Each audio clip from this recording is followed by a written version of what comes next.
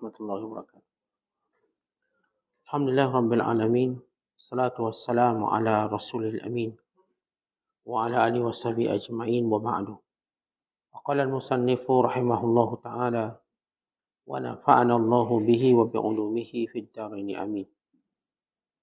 Telah berkata Imam al-Allamah Syekh Abdul Qasim Al-Qushairi, semoga Allah Ta'ala merahmatinya dan kita mendapat manfaat serta barakah ilmunya.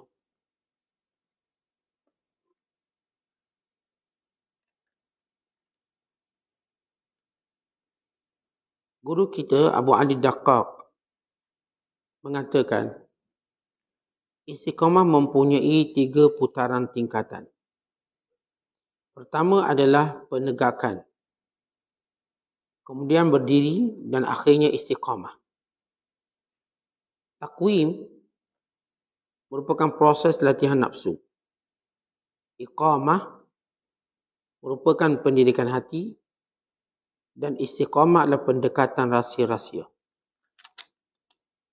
Dan hal ini kaitannya dengan ayat summastaqam, kemudian mereka beristiqamah.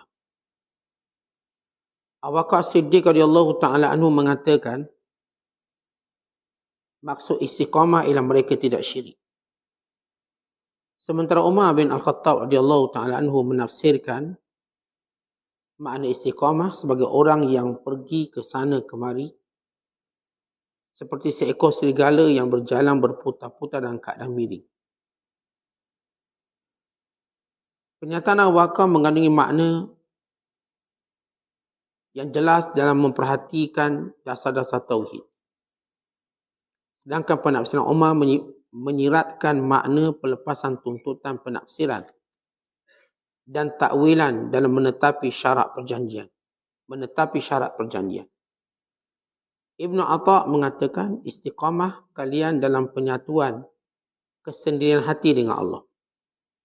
Abu Ali Jauzajani berkata, jadilah pelaku istiqamah dan jangan menuntut karamah. Dirimu selalu bergerak dalam pencarian karamah, sedangkan Tuhanmu menuntutmu untuk tetap dalam istiqamah. Suatu hari saya melihat Nabi SAW dalam mimpi, cerita Ali Asy-Syabawi. Lalu saya bertanya kepada baginda. Diceritakan bahawa Tuhan pernah berkata, surah Hud menjadikan rambutku beruban. Apakah yang membuat rambut Tuhan beruban? Apakah kisah-kisah para nabi ataupun kehancuran umat, kerosakan umat? Kemudian baginda sallallahu alaihi wasallam menjawab, bukan itu, akan tetapi firman-Nya fastaqim kama umir. Maka tetaplah kamu pada jalan yang benar sebagaimana diperintahkan kepadamu. Dikatakan bahawa tidak ada yang kuat menjalani istiqamah kecuali orang yang berjiwa besar. Kerana istiqamah menuntut pengeluaran diri dari apa-apa yang dijanjikan dan pemisahan daripada legitimasi dan adat. Berdiri tegak di hadapan Allah memang wajib didasarkan pada hakikat kebenaran. Kerana itu Nabi SAW menyatakan istaqimu walan tuhsu. Istiqamahlah kalian. Jangan sekali-kali menghitung-hitung amal kebaikanmu. Istiqamah adalah sifat akhlak sempurna. Tanpa istiqamah akhlak menjadi buruk. Bagaimana kata Muhammad Al-Wasiti. Istiqamah adalah penyaksian anda pada waktu bersamaan dengan pelaksanaannya. Bagaimana kata Dalaf Ash-Shibli. Dikatakan bahawa istiqamah dalam kata-kata adalah dengan meninggalkan umpatan. Dan perbuatan dengan meninggalkan bid'ah. Dalam amalan, perilaku dengan peniadaan penangguhan atau kebosanan. Dan dalam ahwal dengan peniadaan hijab, tanpa hijab. Saya pernah mendengar guru Imam Abu Bakar Muhammad bin Husain bin Furak mengatakan sin, yakni huruf sin dalam istiqamah, adalah sin yang memberi maksud penuntutan. Artinya para pelaku sufi meminta pelurusan sikap pada al-haq, pada Tuhan, dengan didasarkan pada nilai tauhid. Kemudian mereka menetapi janji-janjinya dan menjaga batasan-batasan hukum Allah. Ketahuilah bahawa istiqamah mewajibkan keabdian karamah. Allah Ta'ala berfirman, wa allau istaqamu ala tariqati la asqainahum ma'an ghadaqa. Dan jika mereka tetap berjalan lurus istiqamah di atas jalan itu, yakni Islam, tentu kami akan benar-benar memberi minum kepada mereka air yang segar, rezeki yang banyak. Allah tidak mengatakan saqainahum, yang bermaksud kami memberi minuman kepada mereka. Tapi Allah mengatakan asqainahum, yang bermakna kami benar-benar memberi mereka minum. Artinya mengandungi pengertian keabadian, yakni berterusan. Junaid bercerita, saya pernah bertemu dengan seorang pemuda di bawah pohon raksasa. Pohon yang rindang di daerah pedalaman. Pemuda ini merupakan salah seorang murid sufi yang sedang menjalani kesufian. Dia sedang duduk di bawah suatu pohon besar. Apa yang membuatmu duduk di sini? Tanya saya, kata Junaid al-Baghdadi. Jawabnya, mencari yang hilang. Saya pun berlalu dan meninggalkannya. Ketika pulang dari haji, saya mendapatkan pemuda tadi berpindah tempat di dekat pohon. Apa yang membuatmu pindah dan duduk di sini? Saya menemukan apa yang saya cari ternyata ada di tempat ini. Kerana itu saya pindah dan menetapinya. Junaid hairan, kemudian berkata pada dirinya, saya tidak tahu mana yang lebih mulia. Apakah tetapnya istiqamah kerana pencarian sesuatu yang hilang, atau tetapnya pada suatu tempat yang di dalamnya dia peroleh apa yang dikehendakinya. Muslimin dan muslimat sedang penonton rahmat Allah sekalian, masih lagi kita membicarakan tentang istiqamah yang memberi maksud suatu amalan yang berterusan. Sama ada suatu perbuatan yang berterusan, sama ada ia berkait dengan perkataan, perbuatan, keadaan ataupun niat. Kesemua empat perkara itu menunjukkan sifat berterusan dalam kebaikan. Dalam niat, berterusan punya niat yang baik. Di dalam perkataan, berterusan dengan perkataan yang baik menurut perintah Allah Ta'ala. Dalam perbuatan, mengikuti perintah Allah Ta'ala, berterusan. Dan dalam ahwal ini keadaan dirinya. Di mana pun dia berada. Keadaan bagaimanapun. Berterusan ahwalnya dalam mentaati Allah SWT. Kita telah jelaskan bagaimana tidak ada cara untuk mengangkat darjat kita di sisi Allah selain pada istiqamah. Bahkan para ulama meletakkan istiqamah itu sebagai ruh pada nisbah kepada badan. Artinya kalau kita katakan bahawa pelaksanaan hukum-hukum agama itu sebagai satu bentuk badan, berterusan itulah ruhnya. Umpama kita ada jasad. Ini jasad kita yang lengkap. Maka yang menjadikan jasad ini bernilai kerana istiqamahnya. Ini ada ruh dalamnya. Amalan-amalan kita akan nampak baik, mulia di sisi Allah bila istiqamah. Sembahyang, berterusan sembahyang. Puasa, berterusan jaga puasa. Aurat, berterusan jaga aurat. Demikian juga berterusan meninggalkan riba, meninggalkan rasuah. Berterusan dan meninggalkan perkara maksiat. Berterusan dan melakukan perkara sunat. Berterusan dan melakukan perkara-perkara baik. Maka hal inilah yang akan angkat darjat seseorang. Bila gagal kita melakukan suatu amalan secara berterusan, maka kita akan jatuh ke dasar kehinaan dan kita mungkin akan tergelincir pada jalan kebenaran, bahkan mungkin terbuang daripada catatan ahli syurga sebagaimana disebut dalam hadis yang kita bacakan semalam. Ada orang yang jaraknya antara syurga cuma selangkah. Dan selangkah yang berbaki tadi tiba dia buat jahat. Maka penyebab dia masuk neraka. Kerana ketiadaan istiqamah. Itu orang beriman diperintahkan untuk melaksanakan ketaatan kepada Allah SWT daripada mula sampailah akhir usia dia. Sampailah dia mati dengan cara yang baik. Bahkan kita juga telah menyebut tentang bagaimana permulaan tanda-tanda orang istiqamah. Bagi orang awam, orang biasa macam kita, tanda istiqamah ialah tidak adanya perubahan dalam ibadat kita. Tak ada rasa bosan, tak ada rasa malas. Maka ini orang awam macam kita. Orang awam macam kita nak nilai apakah ibadat kita istiqamah. Maka kita tanya apakah ada kebosanan waktu kita buat ibadat-ibadat yang biasa kita buat. Maka kalau katakan ada, maka itu akan merosakkan istiqamah. Maka hilangkan kebosanan. Hilangkan kebosanan tersebut dengan apa cara sekalipun. Contoh biasa menuntut ilmu, tapi ada hari bosan. Maka hilangkan kebosanan. Contoh qiyamul lail, ada hari bosan. Hilangkan kebosanan. Kadang-kadang kita mengaji Quran, ada hari bosan. Buang kebosanan itu. Ada hari kita sentiasa bersedekah, tiba-tiba datang kebosanan. Maka buang kebosanan itu. Orang awam macam kita, bagaimana kita nak mengetahui tanda-tanda istiqamah itu ada pada kita bila hilang atau kita mampu membuang sifat-sifat kebosanan tersebut. Bagi orang-orang berada pada tahap pertengahan, bagaimana dia nak mengetahui bahawa dia ini istiqamah, perjalanannya tidak terhenti, dia tidak ada waqafat, tak berhenti. Artinya dia sentiasa menjadikan dirinya berada pada darjat yang lebih baik. Ini orang macam kita, kalau jenis sembahyang 5 waktu, kita jaga. Maka kita memadai 5 waktu. Atau kita pun sembahyanglah rawatib, ba'diyah, qabliyah. Maka cukup bagi kita. Lalu kita istiqamah dengan cara itu. Tapi orang pertengahan, orang atas pada kita sikit, cara istiqamah mereka ialah amalan mereka sentiasa naik. Dia tak akan turun. Dia tak berhenti. Graf dia naik, tak turun. Ini golongan pertengahan dalam istiqamah. Jadi kalau saya asas sembahyang 2, jadi 3, 4, 5, 6, 7, 8, sehinggalah saya bertemu dengan Allah. Dia tak akan turun.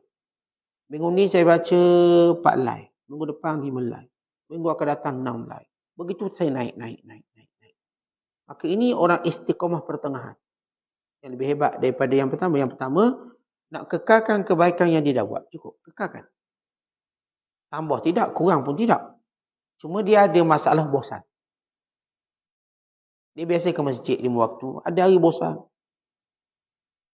Pasal tak payahlah solat kat rumah lah. Maka dia kena tangani benda itu. Kerana itu merosakkan istiqamah.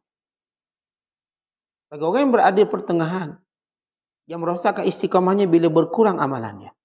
Sebab amalannya mesti sentiasa banyak. Dia tak berani kurangkan. Kalau kita biasa baca Quran juzuk, tiba dia turun. Walaupun masih baca Quran, maka dia anggap tidak istiqamah. Pada pandangan orang awam sudah istiqamah. Dah istiqamah sebab awak kekal buat baik. Nilainya macam mana, okeylah, tak ada beza. Tapi awak kekal buat baik. Dan ini yang ditakuti oleh para ulama. Yang bila mana kebaikan mereka berkurangan. Hatta kalau mereka lambat bangun qiyamul lail dalam keadaan mereka tak tinggal qiyamul lail. Ini Hasan Basri. Dia biasa bangun qiyamul lail 2 pagi. Tiba-tiba ada hari terlewat.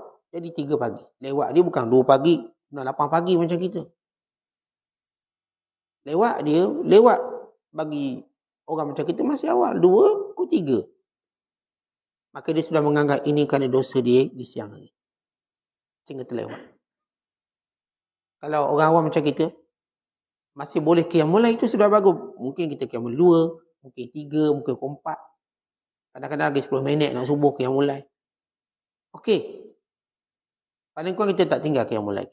Walau dengan 2 rakaat di tengah malam. Tapi orang pertengahan ni tadi, dia bukan kira qiyamul lail, dia kira waktu tu mesti tepat. Kalau 2-2 lah, dia tak akan jadi pukul 3. Bukan dia akan lebih baik. Akhirnya sampai peringkat mereka tak tidur malam. Bagaimana berlaku pada Umar Al-Khattab. 2 tahun sebelum kewafatan Umar Al-Khattab, beliau tidak pernah tidur malam. Melainkan qiyamul lail banyak malam. Bagaimana berlaku pada Abdullah bin Umar sebelum kewafatannya. Ini orang-orang yang cuba naik.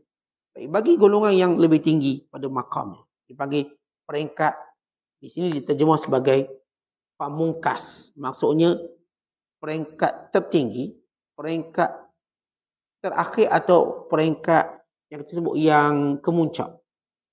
Bagi peringkat kemuncak ialah mereka tak terhalang daripada melihat Allah. Ma'rifatullah.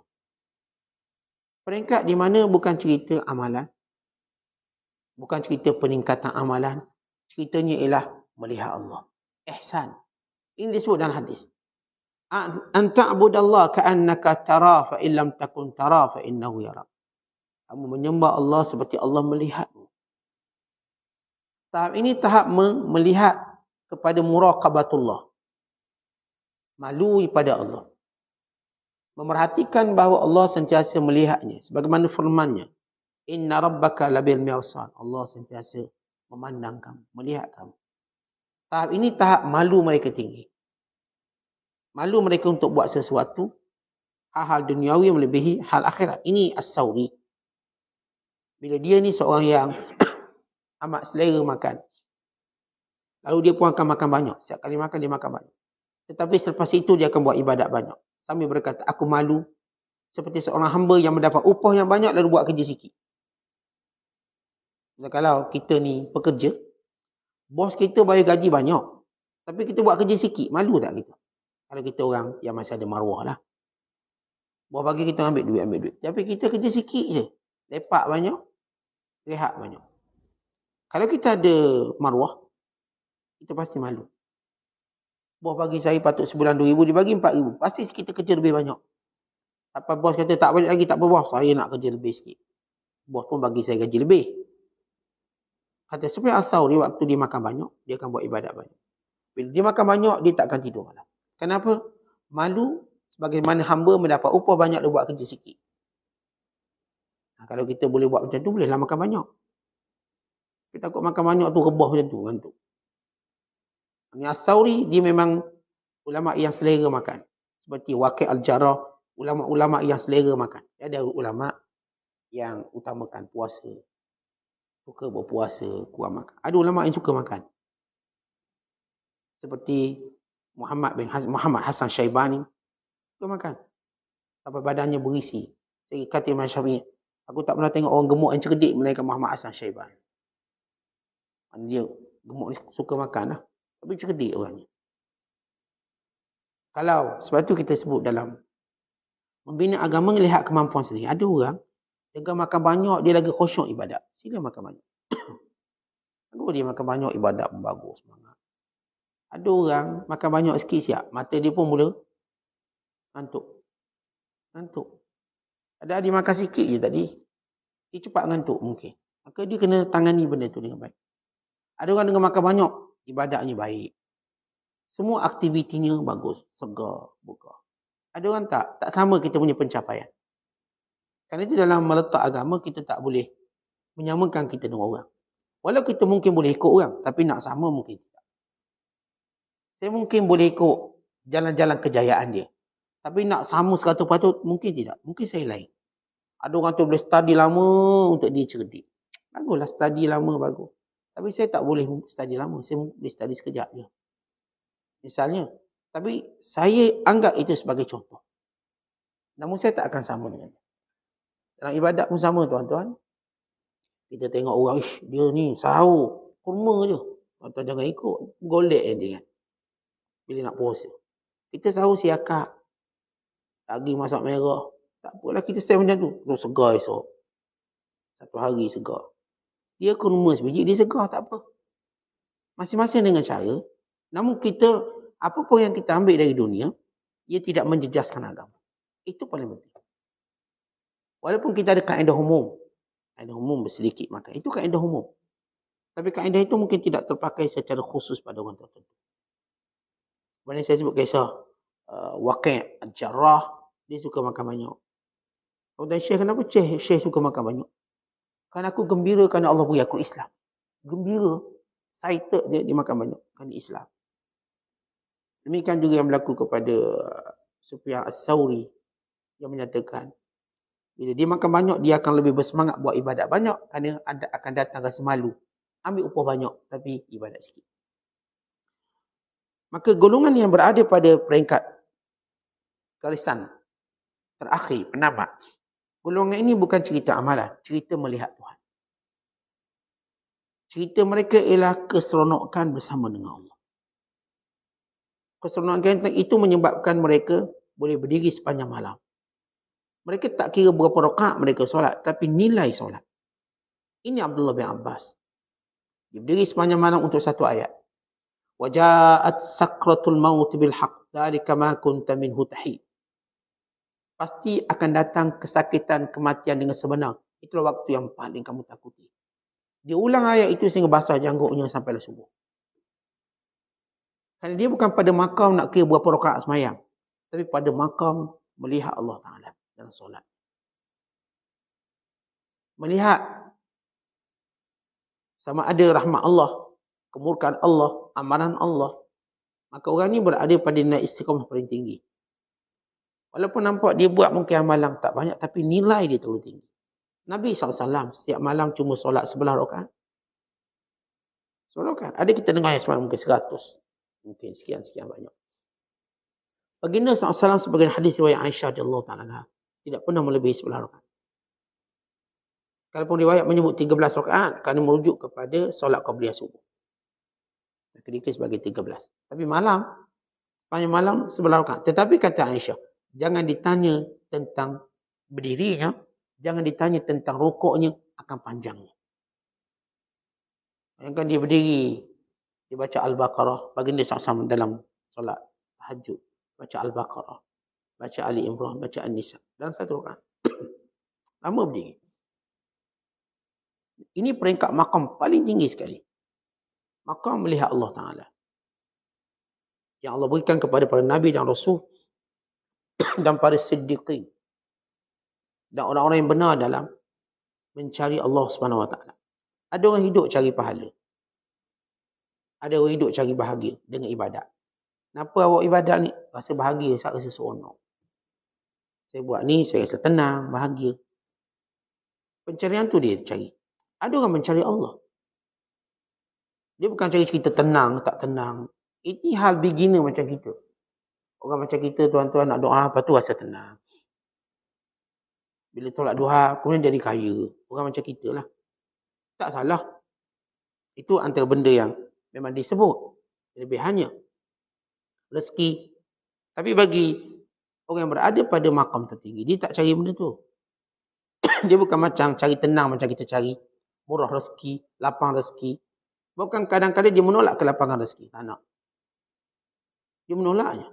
Kan dia mencari Allah. Sebab mereka berkata, man wajadallah wajada kulla syai'.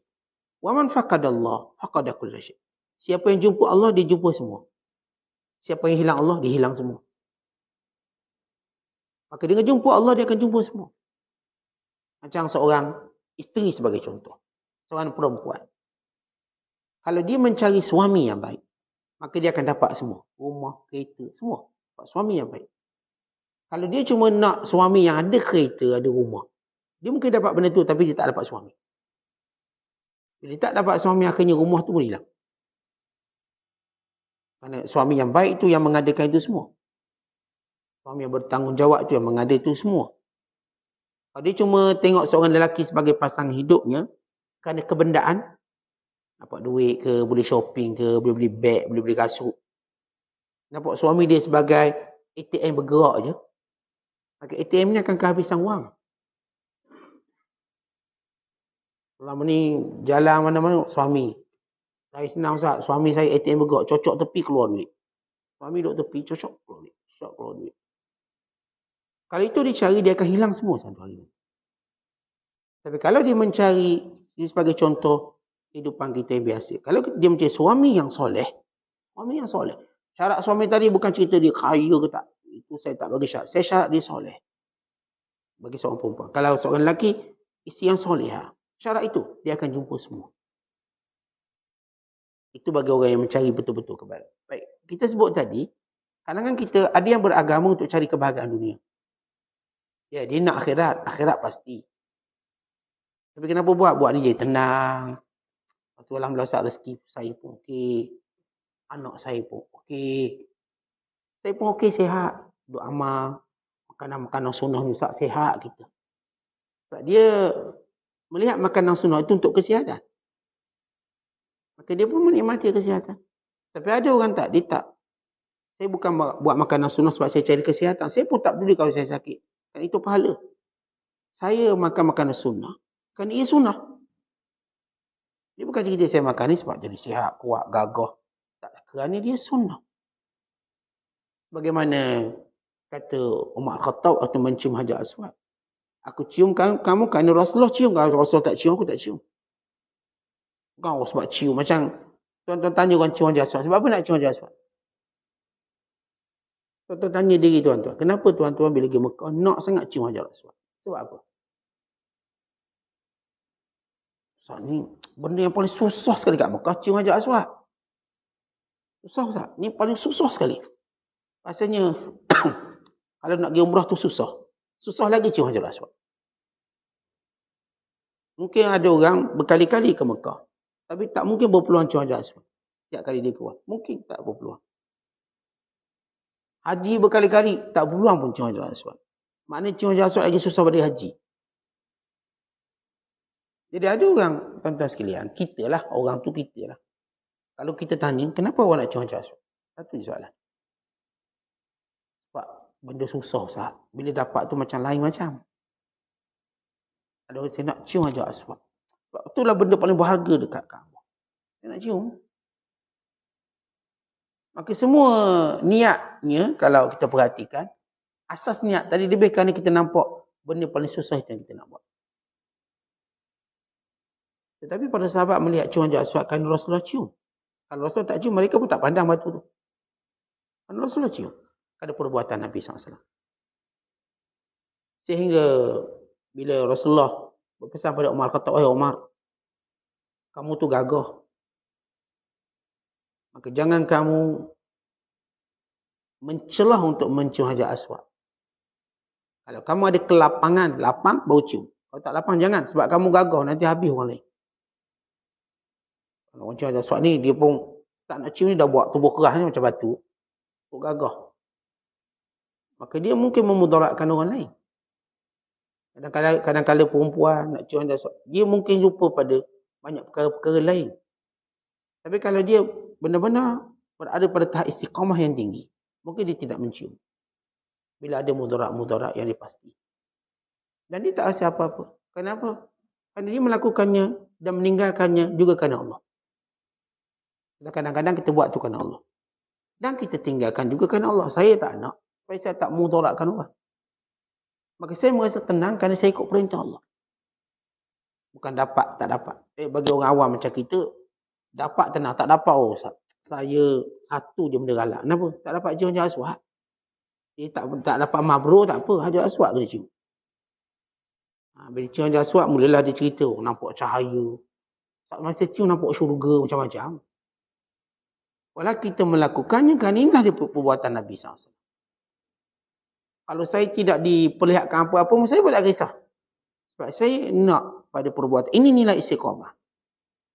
Jadi kita sebut tadi istiqamah. Ada orang yang ibadatnya mencari sesuatu bahagiannya di dunia. Apakah salah? Tidak salah. Ada orang yang saya kata dibenarkan. Tetapi orang yang berada pada tahap tertinggi istiqamah. Kan dia melihat ia perintah Allah. Seronok dia pada perintah Allah, bukan pada hasil yang diperoleh oleh dirinya. Macam saya katakan, sebab saya tahajud, esok saya tenang. Itu hasil yang tuan-tuan peroleh daripada diri tuan-tuan. Sebab bila saya sedekah, saya pun gembira. Itu hasil yang kita peroleh daripada perbuatan.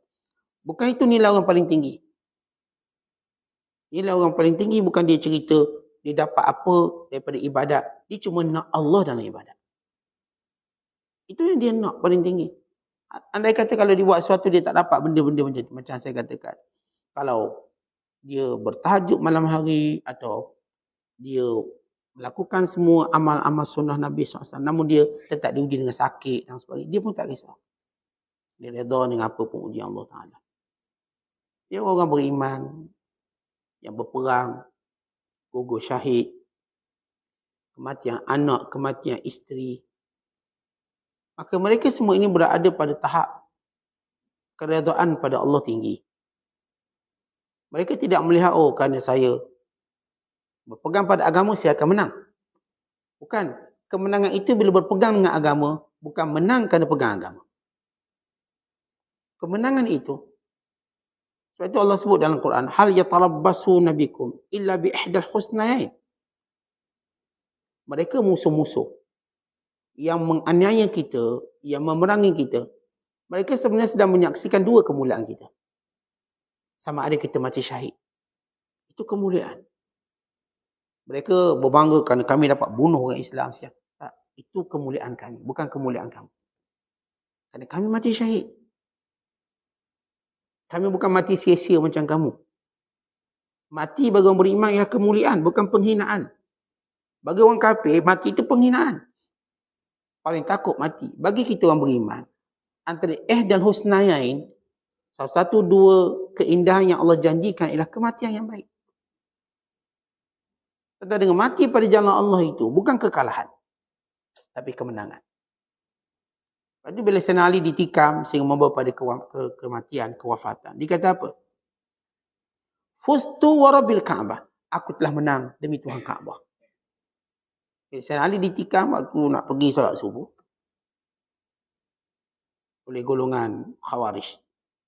Maka Sayyidina Ali kata, oh aku dah gagal. Tidak, dia kata aku dah menang.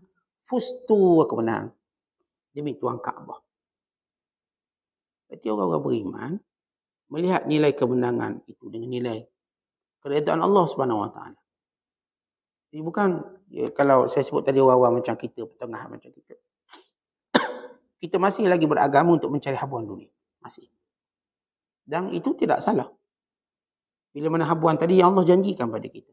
Bila sedekah Allah janji pertambahan. Itu habuannya. Dan itu tidak salah. Bila sedekah kita jadi lapang.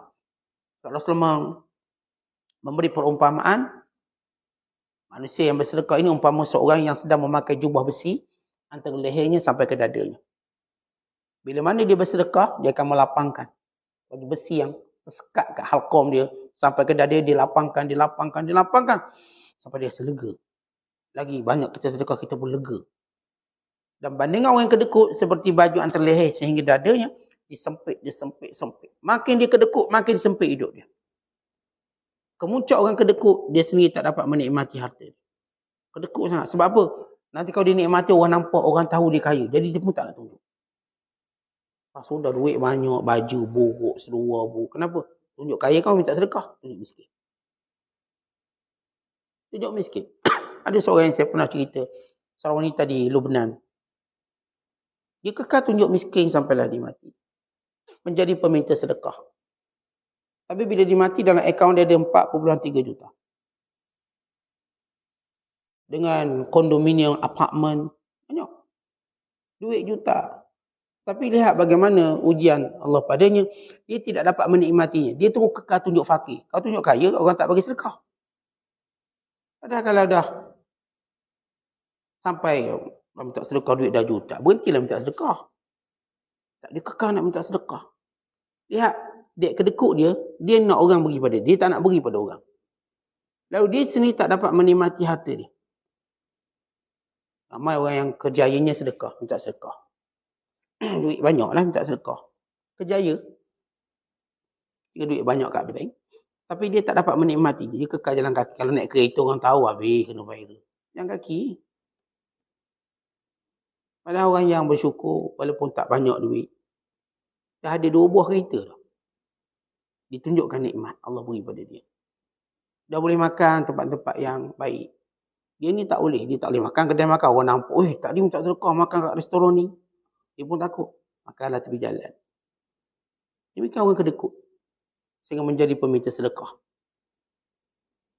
Maka dapati dia paling kedekut ketika dia mengharapkan orang sedekah pada dia. Dia ternyata lebih kedekut. Bukan semualah kita sebut. Segelintir mereka. Yang menjadikan sedekah sebagai kerjaya. Sehingga akhirnya Allah mengharamkan mereka menikmati harta itu. Sebab tak berkat. Kita tuan-tuan di antara tanda nikmat tu berkat, kita dapat menikmati. Dan Allah Ta'ala suka kalau Allah beri nikmat, Allah nak tengok kita nikmat tu. Inna Allaha yuhibbu idha an'ama ala abdihi an yara athara ni'mati alaih. Allah suka kalau Allah beri nikmat pada hamba-Nya, Allah nak tengok nikmat tu. Mana? Kita kan beri duit ke anak kita. Mana? Kita tanya, mana? Beli apa? Tadi abah dah bagi RM100. Dia masuk mall, dia bagi RM100. Dia keluar dengan kosong. Mana? Tak beli apa? Main balik duit RM100. Sebab dia tak tunjuk pun apa yang kita bagi. Kita bagi 100, dia pun tunjuk beli ni, beli ni, beli ni. Kita tengok, seronok. Tapi abah ni tak cukup lagi, bawah. Sikit lagi nak duit. Bagi lagi kita.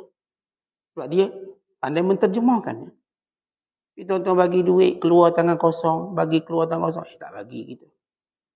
Kita tak nampak kesan nikmat. Kita shopping dengan bini kita. Bang, tak duit. Kita pun bagi 100, 200. Dia keluar kedai, tak ada bang. Tak ada barang. Dia kedai lain kita bagi lagi RM100. Pun tak ada. Lain kali, kita tak bagi. Sebab bagi tak ada pun kesan nikmat. Allah beri kita nikmat. Macam nikmat. Maka mana kesan nikmat tu? Kesan nikmat yang Allah beri pada kita. Supaya kesan nikmat tadi, kenapa Allah suruh tunjuk supaya kita dapat berkongsi? Oh, kita dah dapat nikmat banyak tu, beli nasi Arab. Dah beli nasi Arab, kena kongsi ramai orang lah. Makan seorang muntah kita. Beli nasi Arab, kita kongsi. Sebab nikmat, kita dapat nikmat, boleh beli kereta. Boleh tumpangkan orang. Oh, orang pun boleh tumpang kereta. Nikmat yang ditunjukkan dan dikongsikan. Sebab tujuan Allah suruh kita tunjuk nikmat. Supaya kita dapat berkongsi. Ini manusia sifat dia, kalau tengok orang nikmat, dia pun nak kongsi. Tumpang sekaki boleh, nak rasa juga. Maka orang macam ni, dia bersyukur dengan Allah. Tapi bila nikmat tak nak tunjuk, confirm tak nak kongsi. Yang kedua, confirm dia ada penyakit kedekut. Apa dapat nikmat, dengar kata gaji 10,000 sebulan, 15,000. Tapi tunjuk pakai macam tu lah. Okey, tunjuk tak berduit. Ni kalau derma pun bagi RM1, macam tak ada duit. Maka ini orang yang kufur nikmat.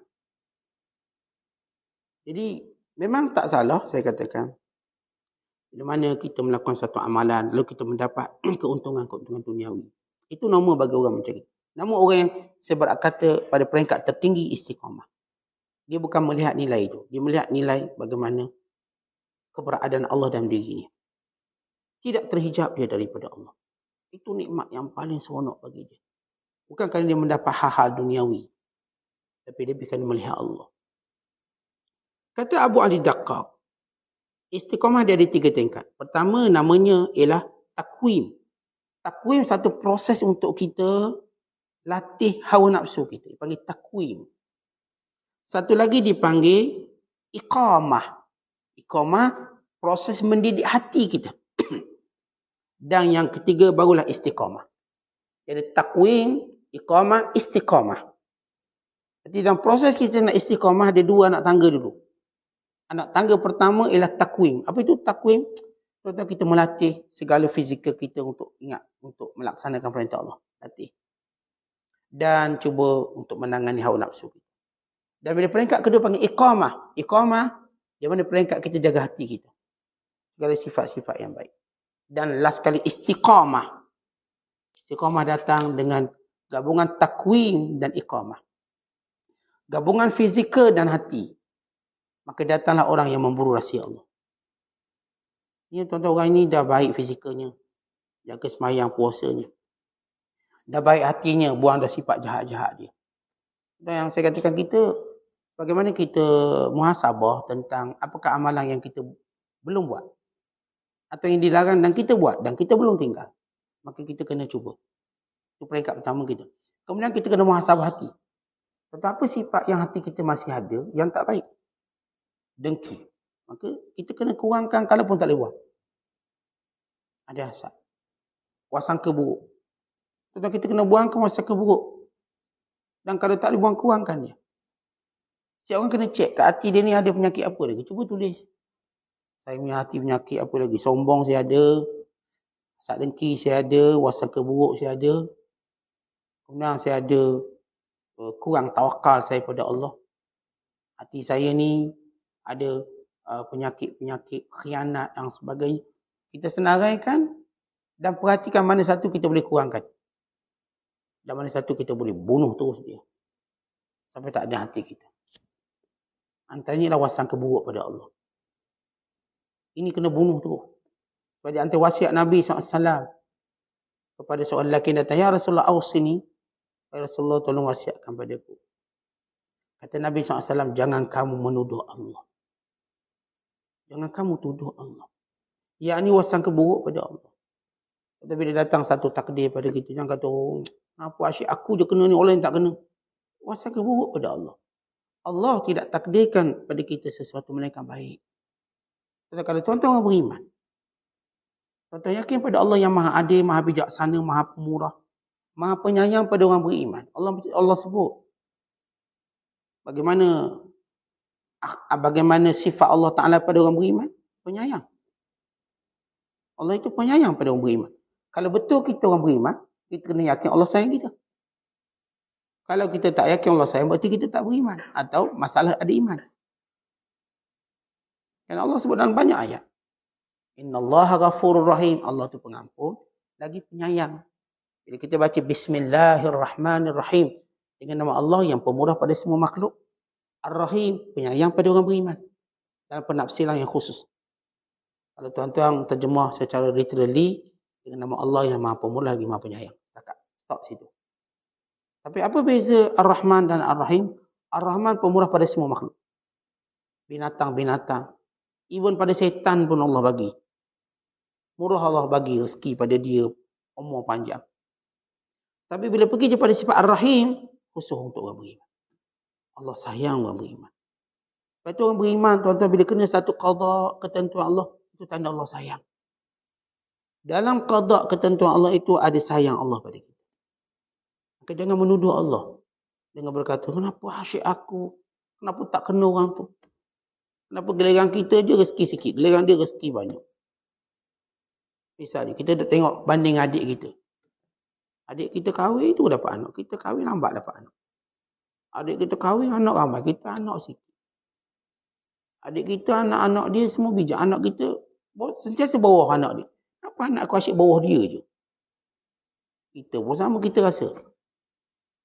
Sebagaimana adik-beradik Yusuf merasakan demikian.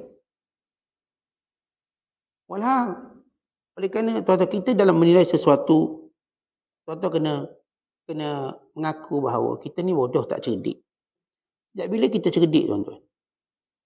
Kita je rasa cerdik, kita tak cerdik. Terutama dalam membaca masa depan kita. Tak tahu benda kita ni. Kita kalau ikut, okey, cuba rancang masa depan.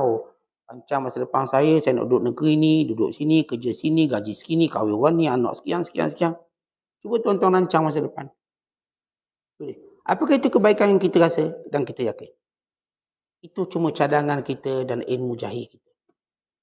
Kata saya nak kahwin orang ni, saya nak ada anak saya ramai ni, saya nak kerja ini, nak duduk sini. Tuan-tuan sekalian, apa yang kita rancang? Katakan Allah beri sebahagiannya. Akhirnya kita dapati tak sebaik yang kita harapkan. Kita ingat dengan kerja macam ni, gaji besar kita pun bahagia. Punya banyak masalah. Kita ingat dengan sekian kita dapat benda tu, benda kita pun akan jadi seronok. Punya cerita lain pula. Dan ini kebodohan kita. Jadi saya kata banyak mana orang macam kita. Nak sesuatu akhirnya kita benci dengan benda tu. Kalau kita yang bermati-matian nak benda tu, akhirnya benci. Ni orang bercinta ni, sanggup tinggal mak, tinggal ayah, berkelana jauh, kerana cinta. Dia kahwin sebulan, dia gaduh pula bini dia. Walau dia berkorban banyak untuk dapat pasangan ini. Apa gaduh mak ayah ni, nak dapat pasangan ini. Apa sanggup di luar negeri kahwin. Tinggal semua saudara mara ni. Kerana cinta, menganggap inilah perempuan terbaik, inilah lelaki terbaik. Akhirnya tak sampai beberapa tahun gaduh besar. Orang. Yang ni balik ke mak balik, ni balik ke ayah balik. Keluarga balik. Bukankah itu yang kamu rasa kamu cerdik? Akhirnya kamu menuai kepahitan dan kecerdikan yang kamu kata. Itu saya katakan tuan-tuan, kita tak cerdik. Kita tak cerdik. Kita cuma rasa cerdik. Hakikat ilmu, hakikat segala-galanya milik Allah. Lepas tu seorang tak akan dianggap melihat dirinya sebagai hamba sehingga dia rasa dia tak ada sesuatu. Kita tak ada sesuatu. Saya ni kalau Allah tak izin angkat mata, tak boleh angkat mata. Kita ni kalau Allah tak izin angkat kaki, tak boleh angkat kaki. Walaupun nampak sempurna kaki, tapi tak boleh angkat. Kita ni tuan-tuan, kalau Allah tak pertemukan kita dengan jodoh, tak ada jodoh. Walau muka kita lawa. Ramai orang muka lawa tak ada jodoh. Lawa muka dia. Ni kalau petik, 100 datang. Tapi seorang pun tak nak kahwin dia. Cuma datang je, datang tengok lah. Dia macam duduk dalam zoo je orang tengok.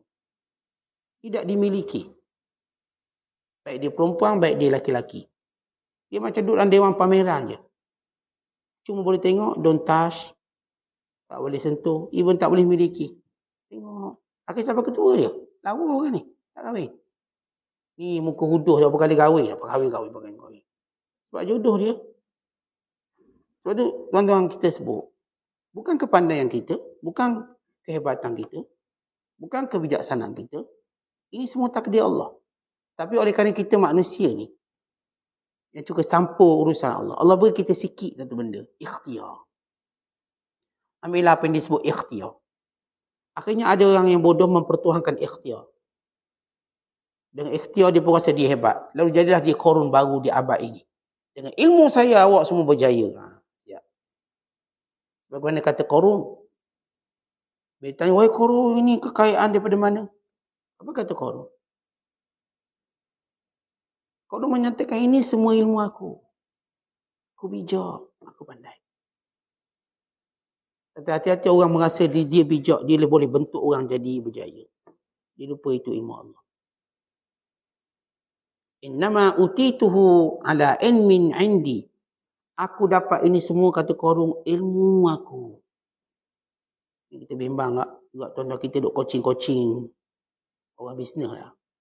Orang bisnes coaching. Coach-coach ni untuk ingatan bersama, nasihat untuk kita, saya dan mereka. Jangan ingat ilmu awak menaikkan orang. Ilmu awak cuma ikhtiar dan sebab yang kecil. Di hadapan takdir Allah yang agung. Awak umpama perahu yang kecil di tengah lautan takdir Allah. Apa awak boleh buat? Sekadar perahu kecil.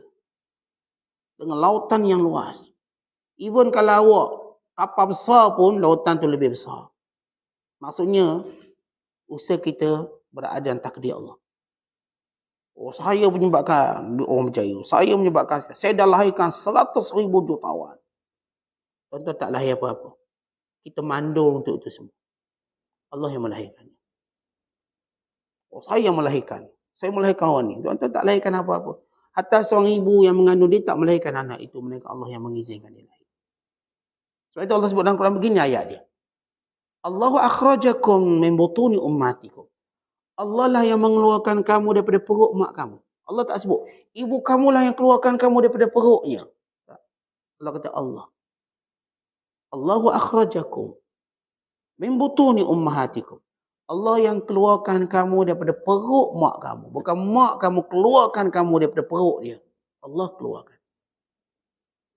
Kerana ibu mengandung ni, dia pun tak tahu dia lahir bila. Cuba tanya dia. Kita mungkin soalan regular kita tanya. Due bila due? Soalan ni soalan orang yang bini mengandung lah. Tanya due. Bila due ni? Ataupun due date lah tanya. Due bila due? Oh, saya 28 bulan 12. Saya 31 bulan 12. Beranak. Dia kata saya 5 bulan 5. Lahir. Tengok-tengok lahirnya 2 bulan lepas tu. Dia kata due saya Ustaz bulan 11. Bulan 9 beranak lah. Walaupun doktor bagi tarikh, doktor cek, awak ni kandungan dah berat, dah cek, berat dah 3 kilo, memang waktu tempohnya. Mungkin esok lah. Esok tak beranak-beranak. Jalan lagi ni. Tahun dunia lagi. Tak beranak lagi. Akhirnya ada yang beranak selepas 2 tahun. Boleh kisah Imam Syafi'i. Ada yang beranak sampai 3 tahun. Boleh kisah Imam Bukhari. Panjang. Sebab tu, hatta saya katakan doktor yang hebat pun tak boleh bagi tarikh yang tepat. Dia kalau bagi tarikh, dia agak-agak je. Kita sendiri pun agak-agak. Bila bini awak nak beranak? Rasa start bulan 11 tu. Rasa bulan 12. Petang beranak tu. Tuan-tuan cuma agak je. Betul. Betul sebab agak je. Hakikat tu ilmu Allah. Kita tak ada satu pun asas untuk mendakwa kita tahu benda tu. Kita tak tahu apa yang berada di rahim perut. Isteri kita atau wanita. Kerana Allah sebut dalam surah Luqman. Tidak ada seorang pun mengetahui apa yang berada di arham dalam rahim wanita. Dia jadi ke, dia tak jadi ke, dia lahir ke, tak lahir ke, dia hidup ke, dia mati. Lahir hidup, lahir mati kita pun tak tahu. Doktor kata jantung dia baik. Bagus. Lahir mati. Hanya orang pernah kematian anak. Waktu dia lahir. Doktor kata dia ni macam dah mati jantung ni. Macam mati. Lahir hidup. Demikian tuan-tuan ilmu manusia. Tak sampai ke mana. Jadi, jangan duk katalah saya telah melahirkan orang berjaya. Kita tak lahirkan apa. Cuba tawaduk sikit. Oh, Ustaz ni panggil marketing Ustaz. Dalam marketing juga takut jadi lain. Jadi kufurting pula jadinya. Jadi jadi kekufuran pula. Kita bimbang bahasa korun menjadi bahasa kita, kita lihat kita bijak. Kita jangan guna bahasa korun. Ini semua ilmu saya. Bahasa korun. Katakan ini semua dari kurniaan Allah. Ini bahasa Sulaiman. Maka ini semua bahasa Nabi-Nabi yang hebat. Yang menyebut, hadza min fadli Rabbi liyabluwani ashkuru am akfur. Ini daripada kurniaan Tuhanku untuk uji aku apakah aku bersyukur atau aku kufur. Syukur atau kufur? Setiap kejayaan kita, ujian Allah. Syukur atau kufur? Anak saya berjaya. Ini syukur atau kufur? Saya berjaya. Syukur atau kufur? Kejayaan saya bukan kepandaian saya. Ujian Allah pada saya. Allah uji saya berjaya. Untuk saya bersyukur ataupun kufur. Artinya apa yang kita dapat? Bukan kita. Kita boleh cerita sebab kecil sebagai manusia. Tapi hakikatnya daripada Allah. Lihat bagaimana indahnya orang yang istiqamah melihat Allah dan setiap apa yang berlaku pada dirinya. Kata para ulama ketika mana membahaskan ayat, sumastaqamu, kemudian mereka istiqamah. Kata Abu Bakar As-Siddiq, yakni mereka tidak mensyirikkan Allah. Itu istiqamah. Kata Umar Al-Khattab, sini terjemahan dia agak dengan bahasa mudah salah lah. Dia kata, sebagai orang yang pergi ke sana kemari seperti seekor serigala berjalan berputar-putar dalam keadaan miring. Tuan-tuan sampai kiamat, tuan-tuan tak faham. Istiqamah macam serigala jalan kanan kiri miring, kemudian miring. Maksudnya tuan-tuan, bila Umar Al-Khattab kata, apa itu istiqamah? Kata Umar Al-Khattab, jangan kamu jadi seperti serigala. Tarun'u karawani sa'alib. Istiqamah itu seorang yang tidak pandai mencari alasan dan takwilan sebagaimana helah yang dibuat oleh serigala ataupun helah yang dibuat oleh musang. Bila kita sebut serigala ni ataupun disebut juga kita katakan musang, orang yang binatang yang banyak helah bila menangkap buruan dia. Jadi orang beriman bila dia buat kebaikan jangan jadi macam serigala, banyak tipu daya, banyak alasan dengan bahasa lain. Jangan jadi macam musang. Orang kita kan sebut selalu musang berbulu ayam. Strategi dia. Tetapi bila kita buat baik atau kita meninggalkan kejahatan, maka buat baik berterusan, jangan sampai kita punya alasan untuk tinggalkan kebaikan. Orang tanya ni, kenapa awak dah tak buat ni? Oh, saya sakit kepala. Kita mula buat alasan seperti serigala atau seperti musang. Kerana orang yang istiqamah, dia berterusan buat kebaikan tanpa ada takwilan dan alasan. Itu istiqamah. Itu kita sebut selalu. Orang munafik cari alasan. Dan orang beriman cari jalan. Kita ni tuan duk fikir, kenapa saya tak boleh lagi duduk dalam majlis ilmu? Sibuk no ni. Sebab majlis ilmu ustaz ni bertentang, dia punya waktu ni berlawan dengan waktu kerja saya. Saat kuliah maghrib, masa itulah saya carikan. Masa itulah saya akad keluar ustaz. Ustaz pula kuliah subuh, masa itulah saya start motor nak pergi Singapura. Sebab tu saya tak boleh belajar ni. Payah nak belajar. Baik. Kalau dia orang beriman yang sebenar dan istiqamah, dia cari jalan. Dia mesti cari jalan. Macam mana saya nak jadikan saya dapat dengar juga. Saya tak boleh cara offline, saya online. Artinya dia sedang mencari jalan. Dan dia mendekati jalan itu yang akhirnya dia akan dapat yang aslinya. Mungkin mula-mula dia online, lama-lama dia akan dapat yang sebenarnya. Tapi orang-orang yang menjadikan benda itu sebagai alasan, kesibukan alasan-alasan, makin lama dia makin jauh. Maka ternyata bukan lagi alasan, memang macam tu. Tentang seorang yang cari alasan untuk jadi baik. Saya katakan dia tak nak jadi baik. Kita dah bahas tentang iradah. Kehendak. Seorang punya kehendak untuk jadi baik. Dia akan cari jalan. Dia tak akan cari alasan. Maksudnya, saya nak sedekah orang, nak tolong orang. Saya tak akan cari alasan. Saya tak duit banyak lah. Gaji saya bukan gaji macam awak. Apa yang saya ada? Sekarang saya sedekah. Saya nak tolong mak ayah saya. Saya nak balas balik budi baik mak ayah saya. Tak tunggu saya kerja. Tak tunggulah mak. Saya kerja ni saya balas. Saya tak kerja pun saya boleh balas jasa mak ayah saya. Maka buat apa yang saya boleh buat sekarang. Meringankan bebanan dia. Bila saya biasa minta duit dengan mak saya RM30 sebulan, katakan. Saya minta RM20, saya dah kurangkan bebanan dia. Saya dah tolong mak saya. Akhirnya kadang-kadang saya tak minta pun duit ke dia. RM30 saya gunakan untuk 2 bulan. Maka saya dah tolong mak saya. Kadang-kadang saya balik rumah, ni sebagai contoh.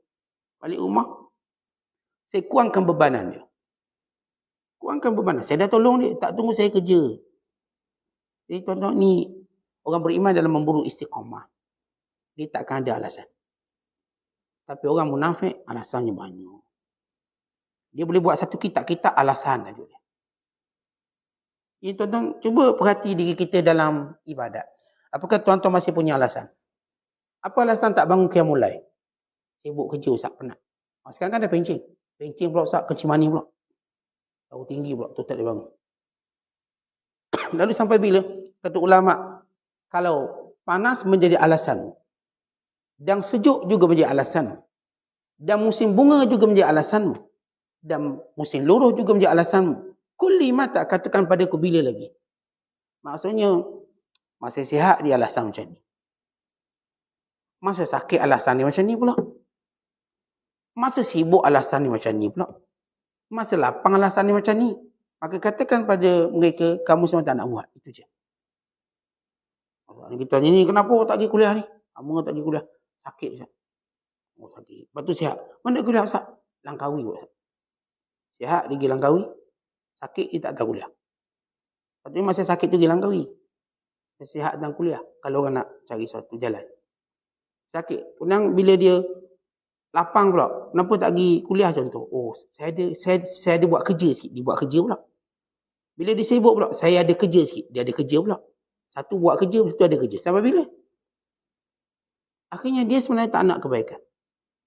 Sihat, cerita aktiviti. Sakit, alasan sakit. Saya seminggu sakit, Ustaz, sebab tu tak datang kuliah. Ya, awak masih sihat pun tak datang dan cerita rasa sakit awak tu. Tapi sedap ayat dia ni, seminggu dia keluar sakit, demam masuk. Tapi masih sihat, hilang juga dia. Jadi alasan tu tak akan memberikan apa-apa kebaikan kepada diri awak. Itu orang beriman dalam makna istiqamah. Kalau tuan-tuan nak tengok orang istiqamah, tuan-tuan istiqamah. Kita tak pernah akan gunakan alasan sebagai satu cara kita hidup. Kerana orang beriman tak akan menjadikan alasan sebagai cara hidup. Ini Amru bin Jamuh, tempang kaki pergi perang. Kata anak-anaknya, ayah ni pertama dah tua. Yang kedua, ayah tempang. Tapi kata ayah ni apa? Anakku jangan halang aku berjihad. Aku ingin dengan kaki tempang aku masuk syurga. Ketika mana orang semua kaki sihat masuk syurga, aku nak dengan kaki tempang masuk syurga.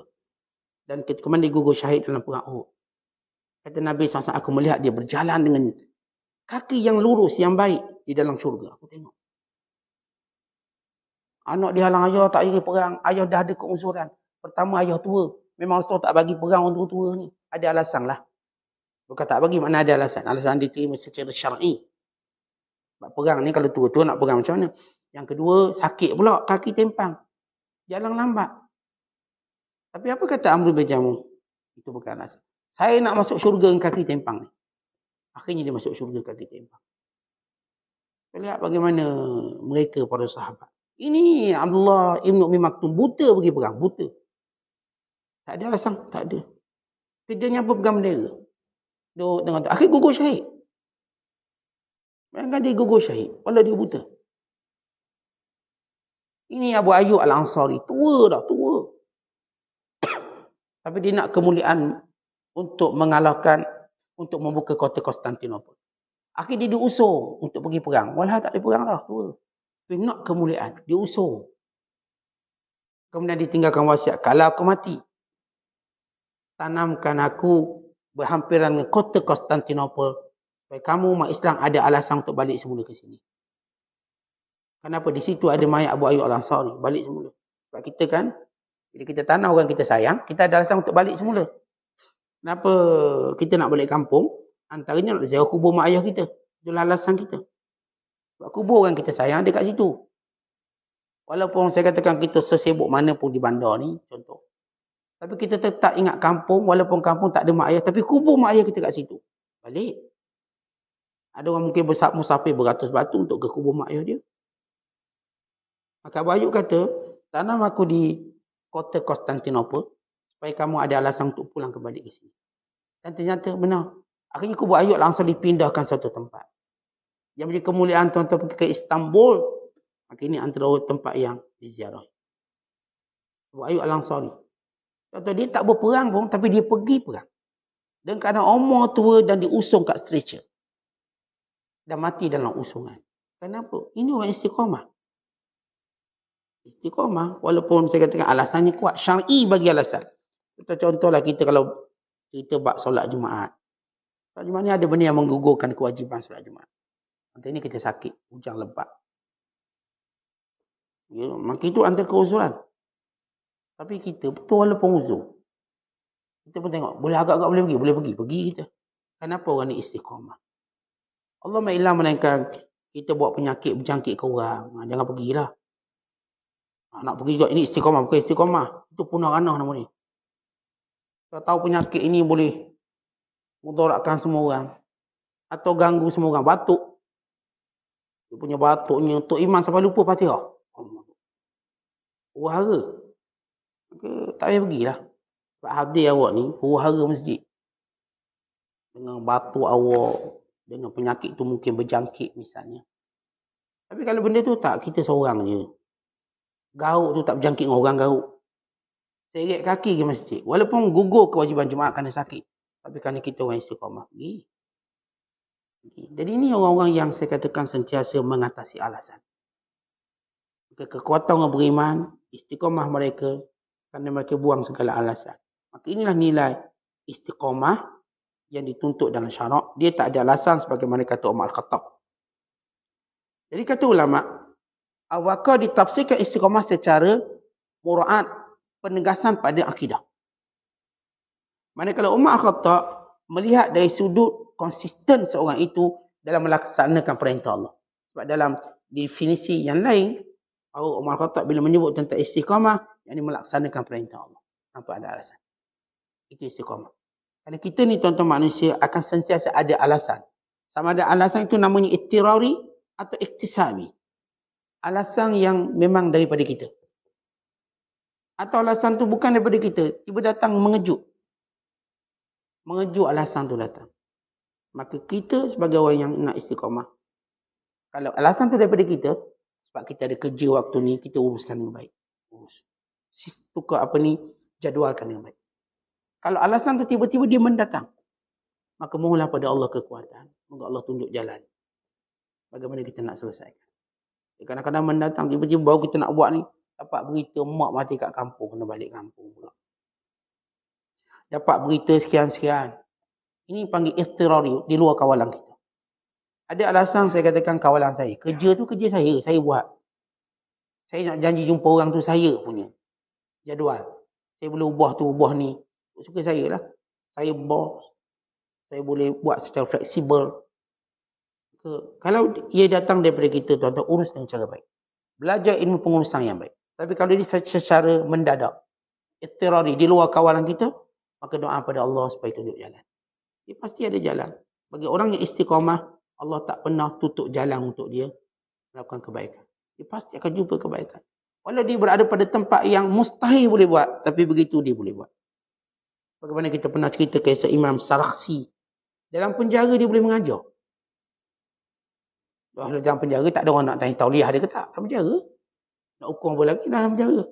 Dia boleh mengajar. Lalu melahirkan asbab dia lahir ramai ulama daripada penjara. Bukan dia boleh karang kitab dalam penjara. Maka terkenal satu kitab namanya Al-Mabsud. Dalam fiqh mazhab Hanafi. Banyak 30 jilid. Saya beli buku ni kerana saya kagum dengan dia. Walaupun saya mungkin baru baca satu jilid je. 30 jilid tak baca saya 30 jilid. Saya beli kerana kagum kisah bagaimana buku ini dikarang dalam penjara. Kita Al-Mabsud, Imam Sarakhsi atau Sarkhasi. Saya beli sebab cerita dia didengki oleh pemerintah zaman dia, lalu disumbat dalam penjara. Akhirnya dalam penjara dia mengajar. Sehingga ada banduan keluar penjara, masuk balik penjara sebab nak sambung kuliah dalam penjara. Dalam penjara dia buat universiti. Dalam penjara dia menulis buku.